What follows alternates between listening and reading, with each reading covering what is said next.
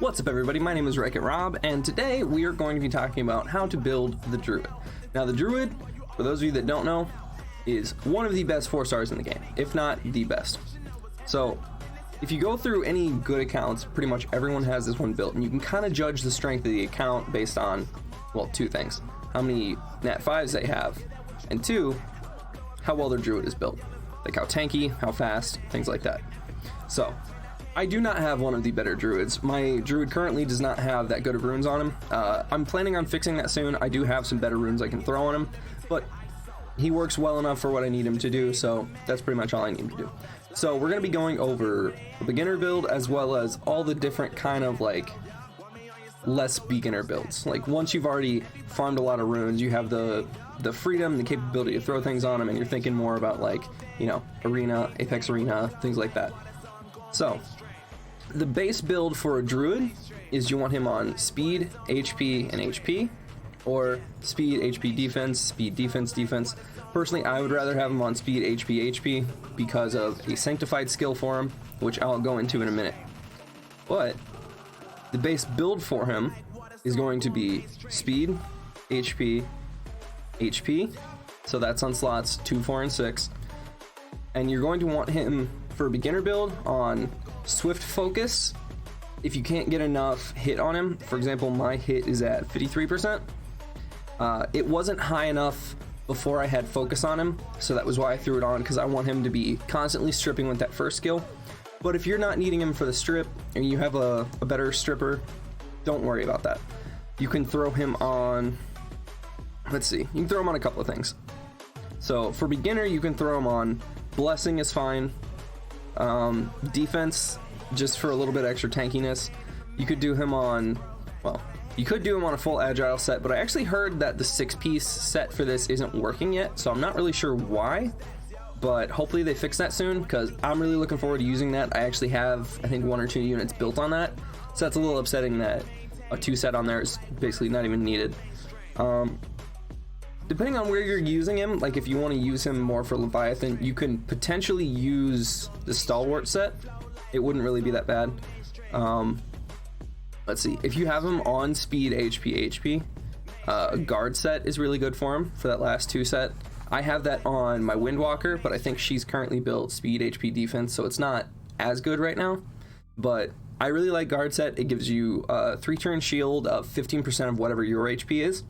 So if you're bringing in any kind of defensive monsters, that shield on them is going to be even more worth it, because they're going to have the defense, and then he's going to stack a ton of HP on them, and then that shield's just going to take forever to get taken off. Granted, it's only on there for 3 turns, but you can also throw in monsters to buff that, do things like that. Let's see. If you're wanting him for the strip, or if you have high enough hit to warrant it, you can also throw a counter set on him. You can do this for like Colossus. You can really do this at any time. Any monster that has a good first skill with a good debuff, you can throw a counter set on. It's not really a bad thing ever really on them. Immunity is good. Not too many people are using immunity right now, so if you have like all of your people with an immunity set on them and you throw that into your arena, like your arena defense, you're gonna get a lot better win rate, because people aren't expecting it yet. Like no one is really to that point. So like if I were to throw, do I have a speed? Yeah, so if I were to throw this one, and if I were to just throw these 2 runes on him, my arena defense would already get just a little bit better, because everyone's wanting to eliminate, in the standard arena defense, they're wanting to eliminate the Windwalker and the Druid first, because the Windwalker speed buffs, the Druid defense buffs. So you eliminate those 2, all of a sudden the rest of the team is much easier to kill. So beginner build, just keep it nice and simple, is swift and focus, and you're gonna want to go for a high amount of hit, a high amount of HP or defense, and you're going to want to go for speed. You want a lot of speed on him, because you want him to be buffing your team as fast as possible before they're able to take a hit. So like in Colossus, Speed isn't as necessary, but it's good for turn cycling on the boss, so that way his buff is up and active more on the rest of the team. So that's pretty much it for a beginner build. For an in-game build, or for especially like Arena, Apex Arena, things like that, things you're not going to be worrying about right at the start when you first start the game. For an in-game build, which is actually what I want to do on him in the next couple of weeks, I just need to get the Calibria for it, is you're going to want to throw a Berserk set on him.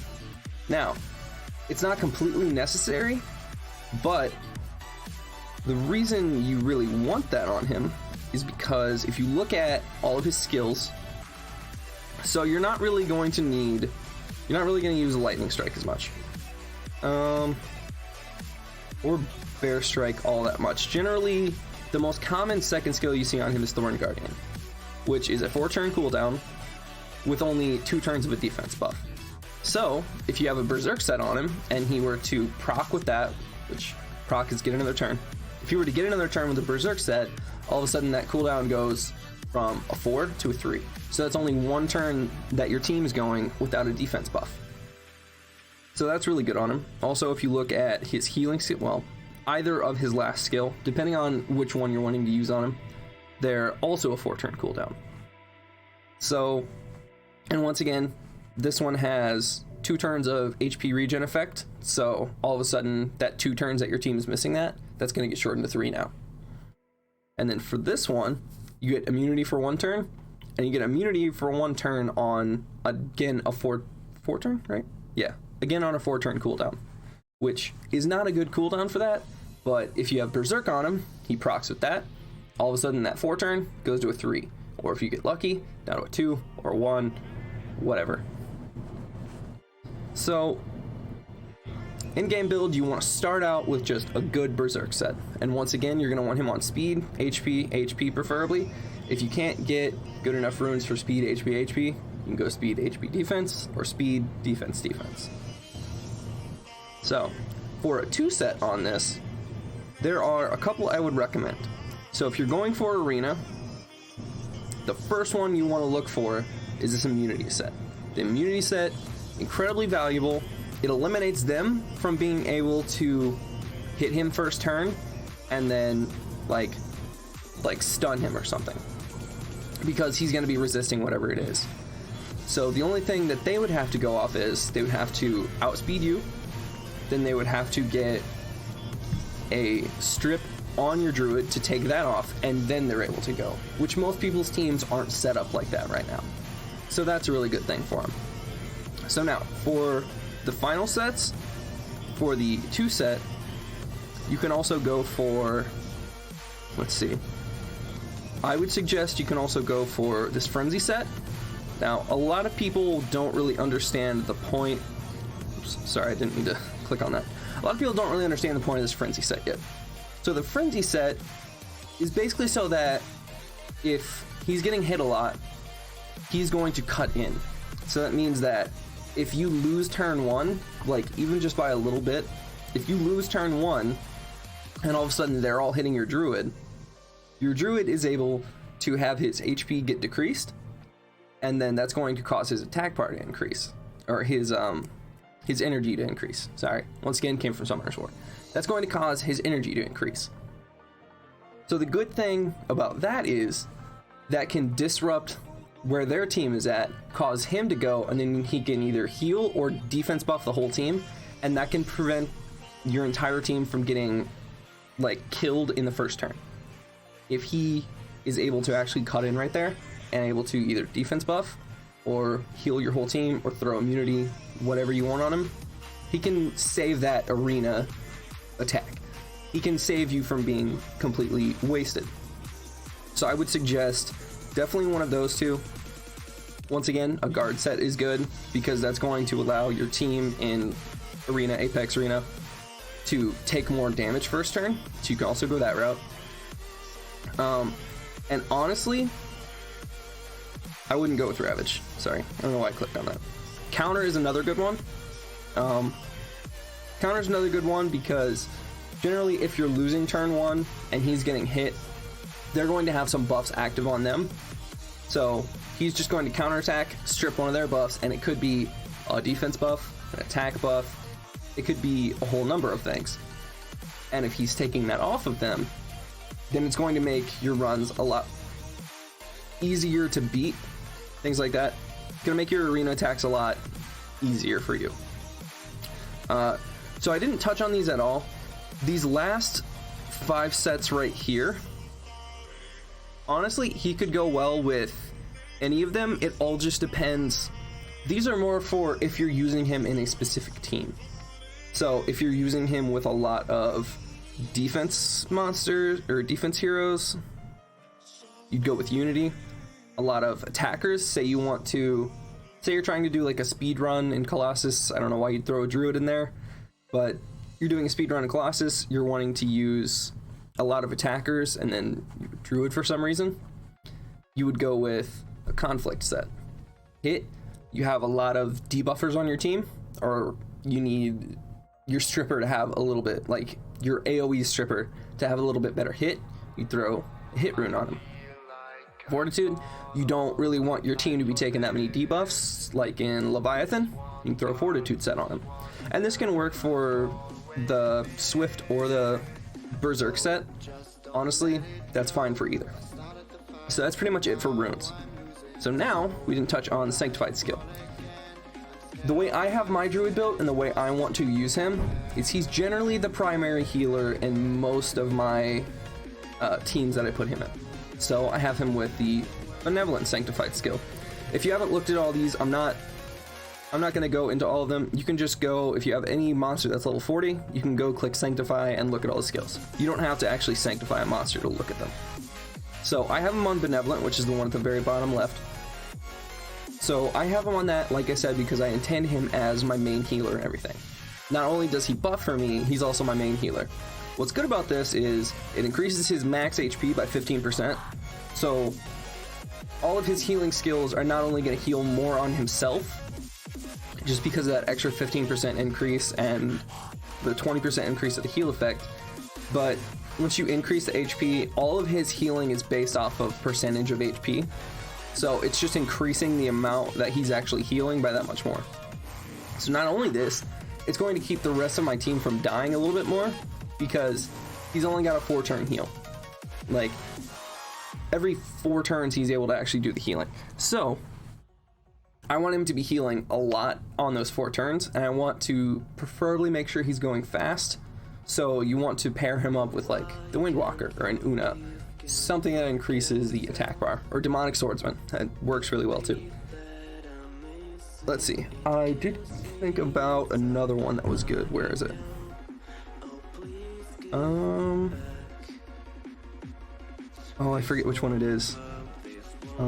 This one. If you're having trouble with him dying, you don't really have the rune quality, and your healing is fine, this is really the only other one that I would really want to throw on him.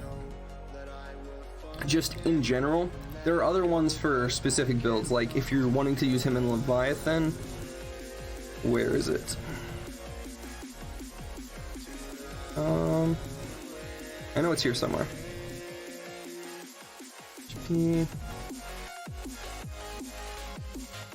know it's here somewhere. You can use alert on him. You can use alert on him in Leviathan. So if the dots all take off him and he still has a fair amount on, he'll cleanse one off when he hits 80, 60, 40, and 20% HP. And then I know there is... Let's see.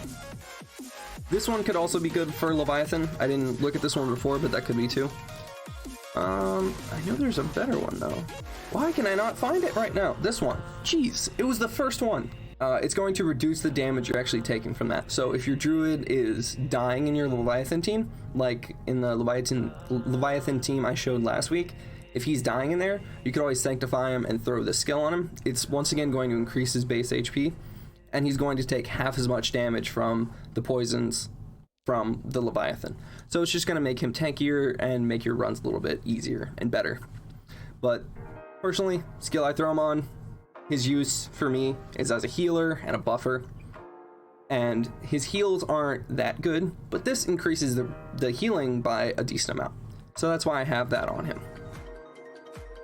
So I think that's pretty much it for the Druid. Once again, he's not going to be a damage dealer for you. He's going to be a buffer for you and potentially your main stripper. I would suggest using someone else because he's only got a 75% chance, and I know there's better ones. So if you're using him for his strip, a bit more accuracy. If you're using him just for his heals and his buffing, make him fast and make him tanky. Other than that, like I said, beginner rune builds, you want agile on him. Endgame rune builds, definitely the berserk sets. The berserk sets are amazing. Oh, I didn't say this either. You could potentially do a 6-sided berserk because I know that is working. Because that one it adds an extra like 8%. Where is it? Yeah, adds an extra 8%, so he's going to be getting more turns. So the cooldowns for his second and third skills are just going to be decreased by that much more. Other than that, there's not really a whole lot else on the Druid. Just build him fast as you can, as tanky as you can, and potentially with some hit depending on if you're wanting his strip to be going more. But that's pretty much it. Hope you guys enjoyed this. If you did, please leave a like in the description and make sure to wreck that subscribe button. And I will see you guys in the next video. Later.